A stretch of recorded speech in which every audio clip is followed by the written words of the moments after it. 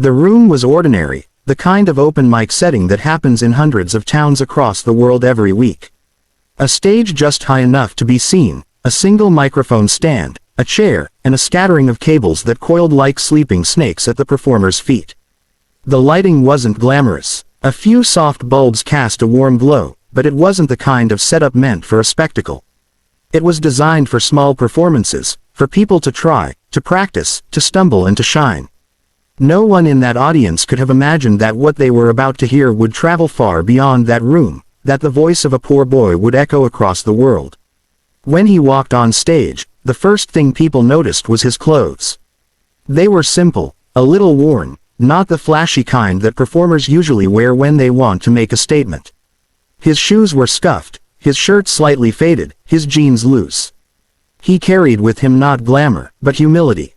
In his hands was a guitar that looked aged, as if it had been passed down or rescued from a second-hand shop. The wood was scratched, the strings well used, but there was love in the way he held it, as though the instrument was his closest friend. He sat down quietly, his head lowered. For a moment, it seemed like he didn't want to be there at all, like the attention of the crowd was too heavy for his shoulders. The chatter in the audience was polite but distracted.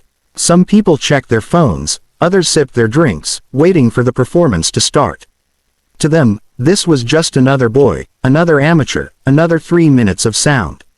Then his fingers touched the strings. The first chords of Hotel California rose softly into the air, familiar yet startlingly alive in his hands.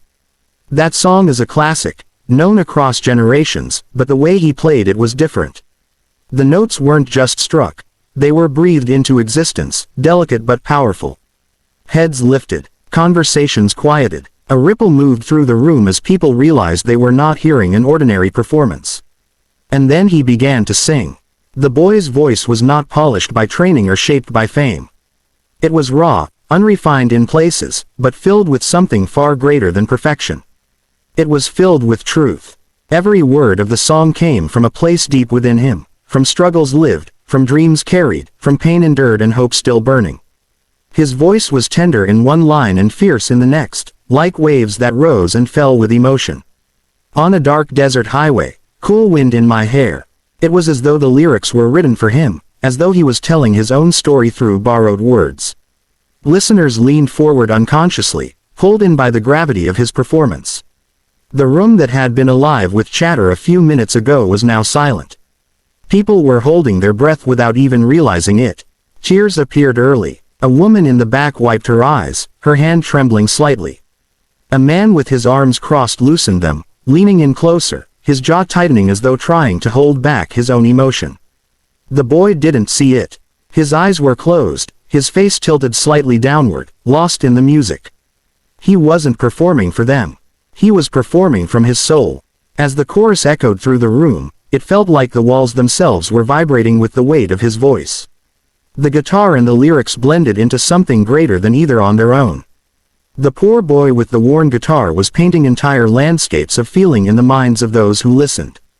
People weren't just hearing Hotel California.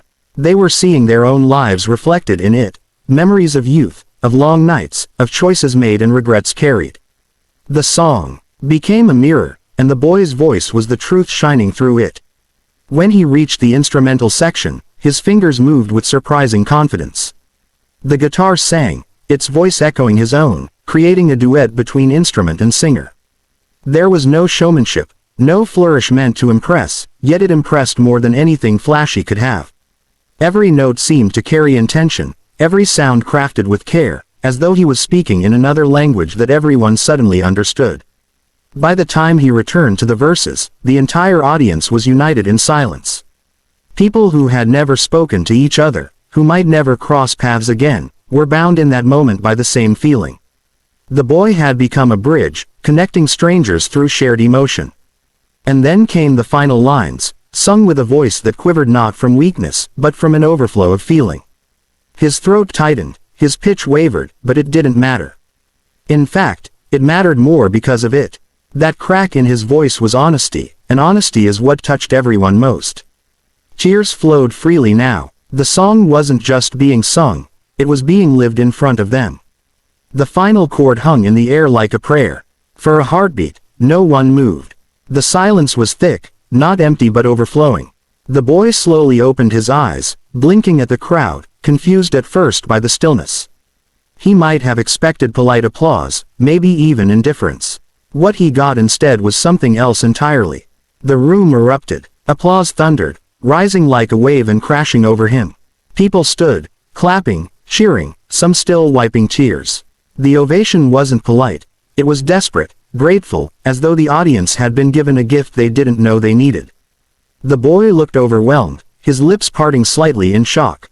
He managed a shy nod, clutching his guitar tighter, and then slipped off the stage as though afraid to linger too long in the spotlight. But the moment didn't end there. It lived on. Phones that had quietly recorded the performance began to spread the clip online. At first, it was just friends and family sharing it. "You have to hear this." Then strangers discovered it, reposting with captions like, "This broke me," and "Pure soul in this boy's voice." Views climbed. Comments poured in from every corner of the world. People wrote about crying while watching. Others said it reminded them of lost parents, of broken relationships, of childhood memories they thought they had buried. The boy's voice traveled further than he could have imagined. From one small stage in an unremarkable room, it reached the hearts of millions. Journalists wrote about him. Musicians praised him. Fans begged for more. But beneath all the attention, the heart of the story remained simple. A poor boy with nothing but his voice and a guitar had moved the world. What made it extraordinary wasn't fame or technical brilliance. It wasn't expensive instruments or dazzling lights. It was honesty. It was the courage to step on stage with nothing but truth in his heart and let it spill into the air. People weren't applauding perfection. They were applauding humanity. The boy's story reminds us why music matters. It reminds us that sometimes the most powerful voices come from the most unlikely places. That a song written decades ago can be reborn in the hands of someone young, someone overlooked, someone carrying the weight of hardship but still daring to sing. Every time someone clicks that video, they are reminded of the same truth. Greatness doesn't always look the way we expect it.